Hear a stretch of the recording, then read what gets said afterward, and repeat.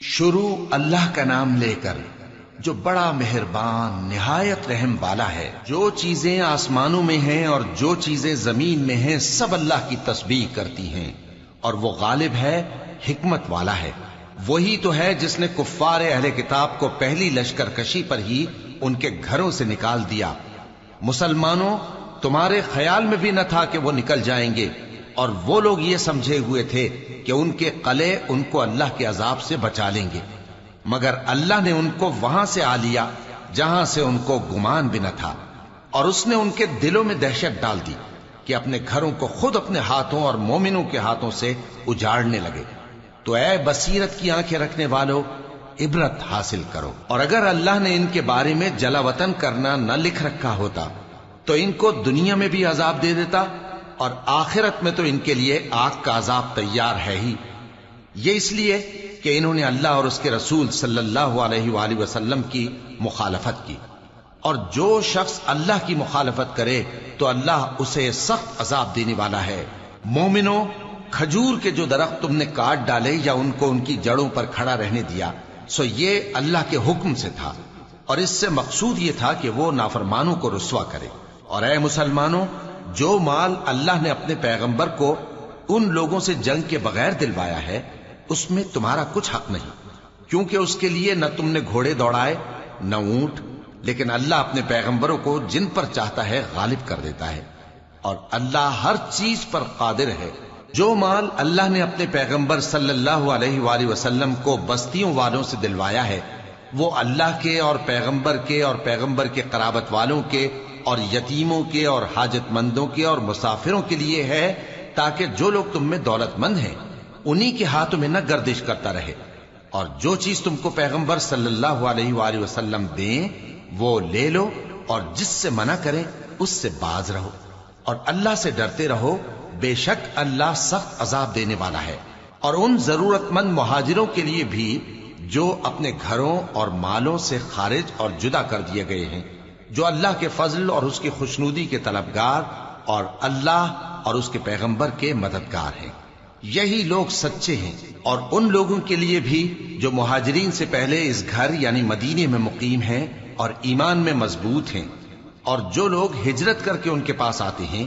وہ ان سے محبت کرتے ہیں، اور جو کچھ ان کو ملا اس سے اپنے دل میں کچھ خواہش اور خلش نہیں پاتے، اور ان کو اپنی جانوں پر مقدم رکھتے ہیں خواہ وہ خود بھی فاقے سے ہوں۔ اور جو شخص خود غرضی سے بچا لیا گیا تو ایسے ہی لوگ بامراد ہیں۔ اور ان کے لیے بھی جو ان مہاجرین کے بعد آئے اور دعا کرتے ہیں کہ اے پروردگار ہمارے اور ہمارے بھائیوں کے جو ہم سے پہلے ایمان لائے ہیں گناہ معاف فرما، اور مومنوں کی طرف سے ہمارے دل میں کینہ و حسد نہ پیدا ہونے دے، اے ہمارے پروردگار تو بڑا شفقت کرنے والا ہے، مہربان ہے۔ کیا تم نے ان منافقوں کو نہیں دیکھا جو اپنے کافر بھائیوں سے جو اہل کتاب ہیں کہا کرتے ہیں کہ اگر تم جلا وطن کیے گئے تو ہم بھی تمہارے ساتھ نکل چلیں گے، اور تمہارے بارے میں کبھی کسی کا کہا نہ مانیں گے، اور اگر تم سے جنگ ہوئی تو تمہاری ہی مدد کریں گے، مگر اللہ ظاہر کیے دیتا ہے کہ یہ جھوٹے ہیں۔ اگر وہ نکالے گئے تو یہ ان کے ساتھ نہیں نکلیں گے، اور اگر ان سے جنگ ہوئی تو یہ ان کی مدد نہیں کریں گے، اور اگر مدد کریں گے بھی تو پیٹ پھیر کر بھاگ جائیں گے، پھر ان کو کہیں سے بھی مدد نہ ملے گی۔ مسلمانوں، تمہاری ہیبت ان لوگوں کے دلوں میں اللہ سے بھی بڑھ کر ہے، یہ اس لیے کہ یہ سمجھ نہیں رکھتے، یہ سب جمع ہو کر بھی تم سے نہیں لڑ سکیں گے مگر بستیوں کے قلعوں میں پناہ لے کر یا دیواروں کی اوٹ سے۔ ان کے آپس میں بھی بڑی لڑائی رہتی ہے، تم خیال کرتے ہو کہ یہ اکٹھے ہیں، حالانکہ ان کے دل پھٹے ہوئے ہیں۔ یہ اس لیے کہ یہ بے عقل لوگ ہیں۔ ان کا حال ان لوگوں کا سا ہے جو ان سے کچھ ہی پیشتر اپنے کرتوت کی سزا کا مزہ چکھ چکے ہیں، اور ان کے لیے دکھ دینے والا عذاب تیار ہے۔ منافقوں کی مثال شیطان کی سی ہے کہ انسان سے کہتا رہا کہ کافر ہو جا، پھر جب وہ کافر ہو گیا تو کہنے لگا کہ مجھے تجھ سے کچھ سروکار نہیں، مجھ کو تو اللہ رب العالمین سے ڈر لگتا ہے۔ تو دونوں کا انجام یہ ہوا کہ دونوں دوزخ میں جائیں گے، ہمیشہ اس میں رہیں گے، اور بے انصافوں کی یہی سزا ہے۔ اے ایمان والو، اللہ سے ڈرتے رہو، اور ہر شخص کو دیکھنا چاہیے کہ اس نے کل یعنی آخرت کے لیے کیا سامان بھیجا ہے، اور ہم پھر کہتے ہیں کہ اللہ سے ڈرتے رہو،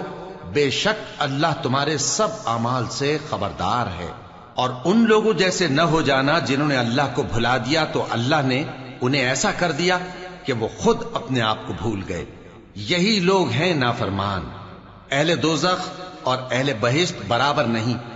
اہل بہشت ہی کامیابی حاصل کرنے والے ہیں۔ اگر ہم یہ قرآن کسی پہاڑ پر نازل کرتے تو تم اس کو دیکھتے کہ اللہ کے خوف سے دبا اور پھٹا جاتا ہے۔ اور یہ مثالیں ہم لوگوں کے لیے بیان کرتے ہیں تاکہ وہ غور کریں۔ وہی اللہ ہے جس کے سوا کوئی معبود نہیں، پوشیدہ اور ظاہر کا جاننے والا، وہ بڑا مہربان ہے، نہایت رحم والا ہے۔ وہی اللہ ہے جس کے سوا کوئی عبادت کے لائق نہیں، بادشاہ حقیقی، ہر عیب سے پاک، سلامتی دینے والا، امن دینے والا، نگہبان، غالب، زبردست، بڑائی والا۔ اللہ مشرکوں کے شرک سے پاک ہے۔ وہی اللہ تمام مخلوقات کا خالق، ایجاد و اختراع کرنے والا، صورتیں بنانے والا، اس کے سب اچھے سے اچھے نام ہیں۔ جتنی چیزیں آسمانوں اور زمین میں ہیں سب اس کی تسبیح کرتی رہتی ہیں، اور وہ غالب ہے، حکمت والا ہے۔